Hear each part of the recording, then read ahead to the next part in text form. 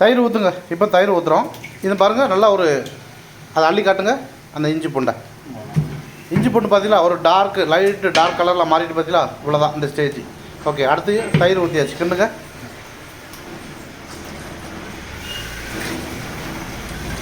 தேவையான அளவு நம்ம தயிர் ஊற்றியாச்சு. தயிர் ஊற்றின கையோட அடுத்து நம்ம தக்காளி போட்டுடலாம். தக்காளி போடுங்க.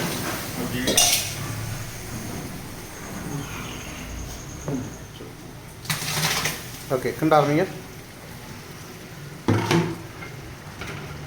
ஏன்னா இப்படி ஸ்டெப்பாக செய்கிறது வந்து நிறைய குவான்டிட்டி இருந்தால் செய்ய கஷ்டம். ஏன்னா இதுக்கே பாருங்கள், நமக்கு வந்து நல்லா கிண்டி விட்டுக்கிட்டே இருக்கணும், எல்லாம் அடி பிடிச்சிடும். பாருங்கள், அடி பிடிக்கும். இஞ்சி பூண்டு வந்து நமக்கு டைட்டாக பிடிக்கும் சட்டியில் போய்ட்டு. அப்போ அதுக்கெலாம் வந்து கரெக்டான ஆள் நிற்கணும். கரெக்டான பக்குவத்துக்கு சொல்கிறதுக்கு ஆள் நின்னால் தான் முடியும். இல்லைன்னு சொன்னால் அடி பிடிச்சிடும். நீங்கள் அடுத்த செகண்டே வந்து இஞ்சி பூண்டு ஒரு ரொம்ப நேரம் இல்லை, ஒரு 5 நிமிஷம் வந்தாலே போதும். ஒரு 4 நிமிஷம் இல்லை 5 நிமிஷம் வந்தாலே போதும். சட்டியை பொறுத்து, குவான்டிட்டியை பொறுத்து வேக வைக்கணும். நிறையா இருந்தால் நிறைய டைம் எடுக்கும், குறையா இருந்தால் சீக்கிரம் வந்துடும்.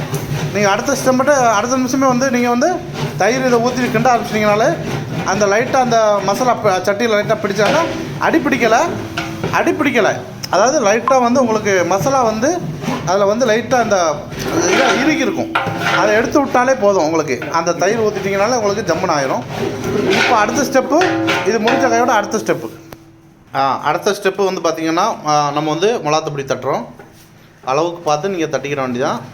இது வந்து ரெட் கலர் வரதுக்காண்டி நம்ம எண்ணெயில் ஃபஸ்ட்டு தட்டணும். அடுத்தது தட்டுங்க. இது மஞ்சப்பொடி வந்து தட்டுனீங்கன்னா உங்களுக்கு வந்து ரெட் கலர் இல்லாமல் மஞ்சள் கலர் இல்லாமல் ரெண்டும் ஷேடாகி ஒரு அழகான ஒரு கலர் வரும். அதுக்காக தான் நம்ம வந்து மஞ்சள் ப்ளஸ்ஸு மிளகாத்தூள் ரெண்டுமே போடுறோம். நல்லாயிருக்கும். கலர் வந்து வேக எண்ணெயிலேருந்து பிரிஞ்சு வரும்போது இந்த கலர் உங்களுக்கு ஜம்முன்னு வந்துடும். எப்போவுமே 2 கலர் போட்டிங்கன்னா பிரியாணி கலர் நல்லாயிருக்கும். ஒரு கலராக போடுறத விட மஞ்சள் ப்ளஸ்ஸு ரெட்டு பாருங்கள், கலர் எப்படி மாறிட்டு பாருங்கள்.